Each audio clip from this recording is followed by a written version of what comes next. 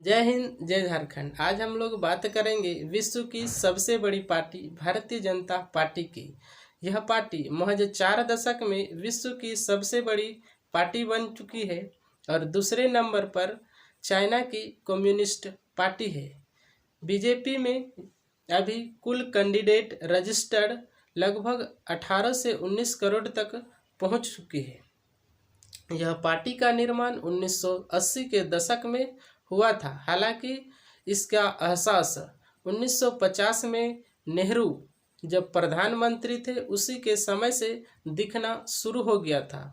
1950 में जब नेहरू प्रधानमंत्री थे तो उसी में एक कैबिनेट मंत्री जिनका नाम श्यामा प्रसाद मुखर्जी था, वे काफ़ी ज़्यादा प्रधानमंत्री नेहरू के नीतियों से नाखुश थे। वे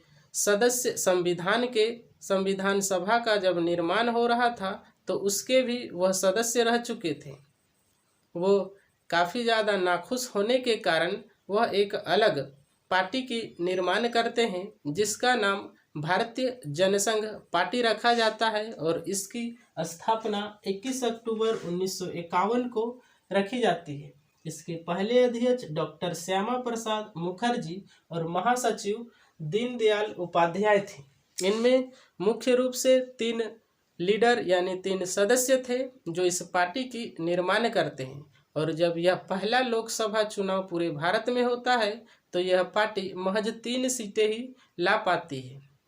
उसके बाद यह पार्टी धीरे धीरे अपना विस्तार कर ही रही थी कि 1953 में डॉक्टर श्यामा प्रसाद मुखर्जी की आकस्मिक मृत्यु हो जाती है। उसके बाद इस पार्टी की सारा कमान पंडित दीनदयाल उपाध्याय के हाथों में चला जाता है। वे भी एक बहुत ही फेमस, बहुत ही महत्वपूर्ण लीडर थे आरएसएस और भारतीय जनसंघ पार्टी की।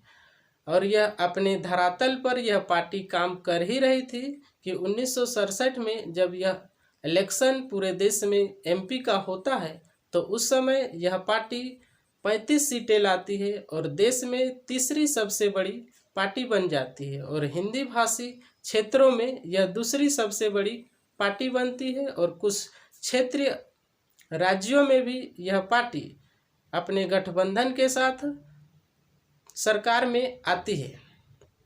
यह पार्टी में उस समय लगभग 1967 में 1967 में 2 महत्वपूर्ण युवा नेता भी शामिल हो जाते हैं जिनका नाम अटल बिहारी वाजपेयी और लाल कृष्ण आडवाणी होता है।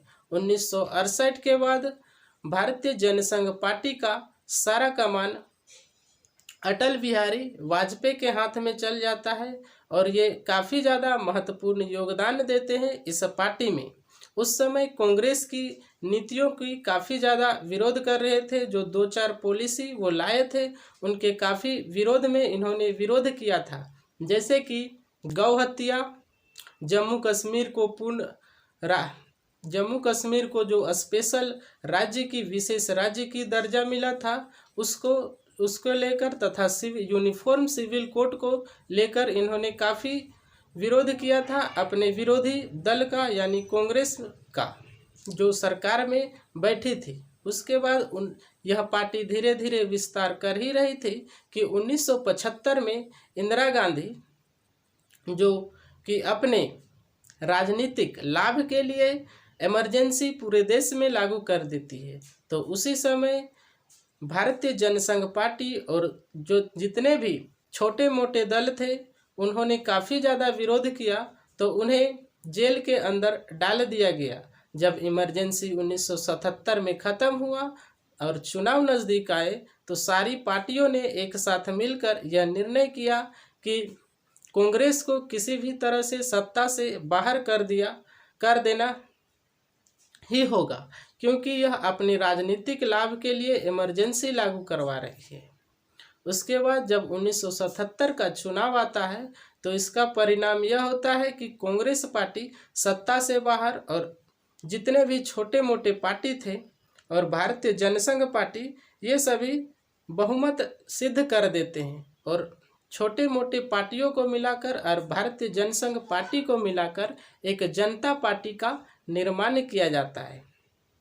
और उसके पहले प्रधानमंत्री मोरारजी देसाई होते हैं। हालांकि यह सरकार बहुत लंबे समय तक नहीं चल पाती है और 1980 आते आते यह सरकार टूट जाती है और फिर से कांग्रेस की सरकार आ जाती है। 1977 में जब जनता पार्टी की सरकार बनती है अपने गठजोड़ी सहयोगी दलों के साथ, तो यह लंबे समय तक नहीं चल पाती है क्योंकि काफ़ी ज़्यादा जो छोटे मोटे सहयोगी सदस्य थे उसमें काफ़ी ज़्यादा असमंजस्य था, वह सभी को साथ लेकर नहीं चल पाई, जिसके कारण हुआ क्या, यह पार्टी बिखर गई, यह सरकार बिखर गई। जब यह बिखर गई तो यह बिखरने का पता यह था कि एक छोटी पार्टी जो यह मांग कर दी कि जो डुअल पॉलिसी है यानी दोहरी सदस्यता है इस भारतीय जनसंघ पार्टी का, उसको समाप्त किया जाए। उस समय होता क्या था कि भारतीय जनसंघ पार्टी में जो सदस्य थे वह आरएसएस के भी सदस्य हुआ करते थे।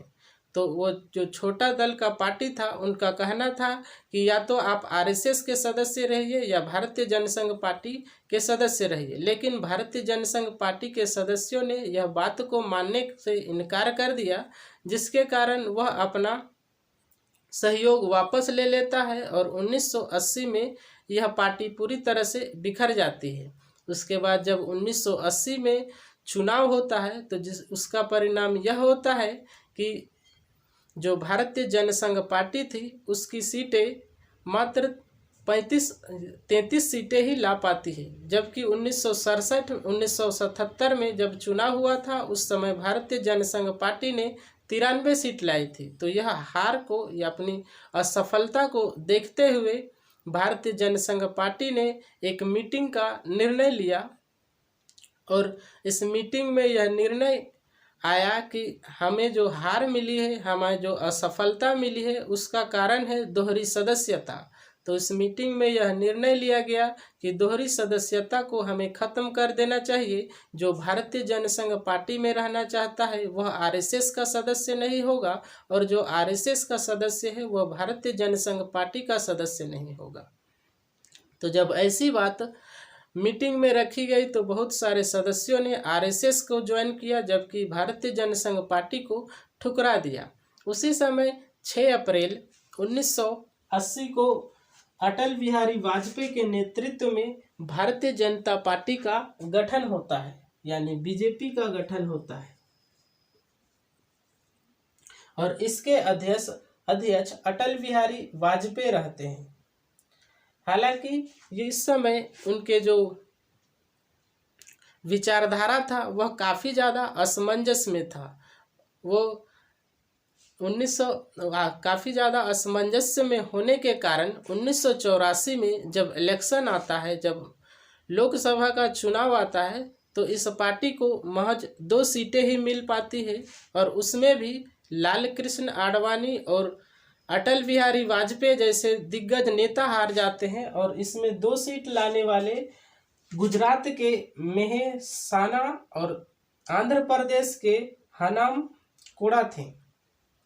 जब यह पार्टी मात्र 2 सीट लाती है तो उसके बाद जब 1984 में इस पार्टी का सारा कमान लाल कृष्ण आडवाणी को दे दिया जाता है, तो वह इस पार्टी में जो असमंजस्य थी अपनी विचारधारा को लेकर कि हम गांधीवादी की तरफ जाएं या एक हिंदू धर्म की अपनी प्रभुत्व के ऊपर जाएं, तो उसके बाद जब 1984 में यह कमान लाल कृष्ण आडवाणी को जाता है तो इन्होंने यह डिसाइड किया कि हम आरएसएस तथा भारतीय जनसंघ जो पार्टी है उसकी विचारधाराओं के साथ ही रहेंगे और यह पार्टी धीरे धीरे आगे बढ़ती है। हालांकि 1984 में जब चुनाव हुआ तो इसका फ़ायदा कांग्रेस को इसलिए मिला क्योंकि उस समय इंदिरा गांधी की हत्या की गई थी और उसकी सहानुभूति सभी लोग मतलब जनता ने उसकी सहानुभूति के लिए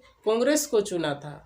उसके बाद यह धीरे धीरे पार्टी आगे बढ़ रही। 1980 के दशक में विश्व हिंदू परिषद का भी गठन हो चुका था और इसका मुख्य उद्देश्य था कि बाबरी मस्जिद को हटाकर राम जन्मभूमि में राम मंदिर का निर्माण किया जाए।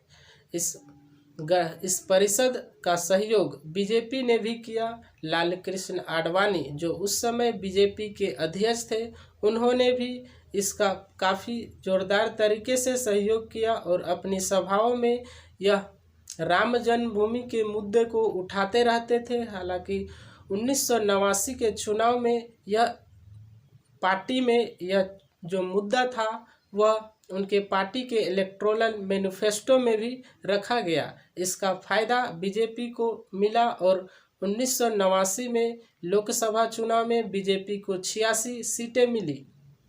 उस समय बीपी मेनन का सहयोग करते हुए यह पार्टी सत्ता में आने लगी। उसके बाद 1990 में लाल कृष्ण आडवाणी ने रथ यात्रा की शुरुआत की। दिसंबर में जब यह रथ यात्रा शुरुआत की और 26 जनवरी को अयोध्या के पास पहुंचना था। यह रथ यात्रा सोमनाथ मंदिर से अयोध्या तक शुरू किया गया था और इसका मुख्य मकसद था कि लोगों को एकजुट करना राम मंदिर को बनाने हेतु। जब यह रथ यात्रा बिहार तक पहुंची तो बिहार के उस समय के तत्कालीन मुख्यमंत्री लालू यादव ने डिटेन करने का ऑर्डर पास कर दिया। जब लाल कृष्ण आडवाणी को डिटेन किया गया, फिर भी यह जो भीड़ थी, राम जन्मभूमि का मुद्दा और राम रथ यात्रा का जो भीड़ था वह कम नहीं हुआ और बढ़ते ही जा रहा था। पॉलिटिकल तथा धार्मिक लोग और जुटते जा रहे थे। जब यह भीड़ यूपी में पहुंचा तो यूपी के उस समय के तत्कालीन मुख्यमंत्री मुलायम सिंह यादव ने भी बहुत सारे लीडर और धार्मिक नेताओं को डिटेन में किया, लेकिन भीड़ फिर भी अयोध्या पहुंची गई और इस भीड़ को कंट्रोल करने के लिए अयोध्या में पारा फोर्सेस को उतारा गया। लेकिन उस भीड़ में आपसी झड़प शुरू हो गया पारा फोर्सेस के बीच और भीड़ के बीच, जिसमें काफ़ी ज़्यादा लोगों का मृत्यु भी हुआ और काफ़ी ज़्यादा घटनाएं भी घटी। और इस घटना से यह असर हुआ कि यूपी में पूरी तरह से दंगा फैलना शुरू हो गया। हालांकि इसके बाद 1992 में क्या होता है कि बाबरी मस्जिद को हटाने के लिए एक बहुत ही बड़ा भीड़ एकजुट होता है, जिसमें आरएसएस, बीजेपी और विश्व हिंदू परिषद के बहुत ही ज़्यादा सदस्य शामिल होते हैं, एक साथ जाते हैं और वहाँ एक उस भीड़ ने बाबरी मस्जिद को तोड़कर गिरा दिया जाता है। तो उसी समय जब बाबरी मस्जिद टूटा तो उसमें जो बीजेपी के लीडर और अन्य जो विश्व हिंदू परिषद थे, वैसे पार्टी के लीडरों पर कानूनी कार्रवाई होता है, उनके साथ जेल जाने की नौबत आ जाती है और विश्व हिंदू परिषद को उसी समय बैंड कर दिया जाता है, यानी हमेशा के लिए ख़त्म कर दिया जाता है। और जब ये इन लोगों पर कानूनी कार्रवाई होती है तो 2004 में जो बीजेपी के बड़े बड़े लीडर जैसे कि लाल कृष्ण आडवाणी और अटल बिहारी वाजपेयी पर जो कार्रवाई होती है तो उसमें उन्हें दोषी करार दिया जाता है। लेकिन 2020 में जब सुप्रीम कोर्ट फिर से सुनवाई सुनाती है तो उन्हें निर्दोष साबित कर दिया जाता है। हालांकि इसके बाद बीजेपी अपनी पूरी तरह से पूरे भारतवर्ष में धीरे धीरे वर्चस्व बढ़ा चुकी थी और कांग्रेस जो कभी एक छत्र राज्य करती थी वह अब धीरे धीरे कमज़ोर हो चुकी थी। अब उसे सत्ता में बैठने के लिए काफ़ी छोटे छोटे सहयोगी दलों का साथ होना जरूरी हो गया था, वरना वह सत्ता में नहीं बैठ पाती थी। उसके बाद बीजेपी ने 3 बार सरकार बनाई, लेकिन पूर्ण रूप से सरकार 1999 से 2004 में गठबंधन के साथ ही बना पाई।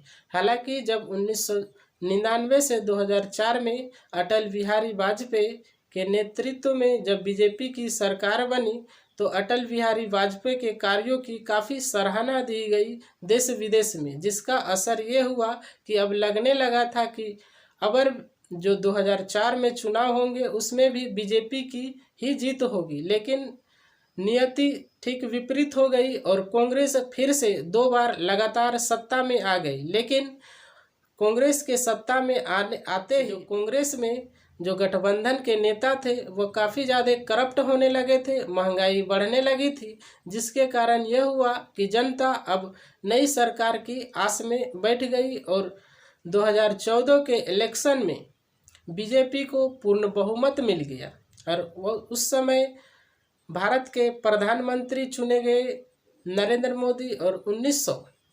2019 में भी फिर से बीजेपी बहुमत के साथ आती है और 2024 में अब फिर से चुनाव होना है। देखना है कि कौन सी पार्टी सत्ता में आती है और वह क्या कार्य करती है। तो ये था बीजेपी का सफ़र, कैसे एक छोटी पार्टी जो इतने कम समय में विश्व की सबसे बड़ी पार्टी बन गई।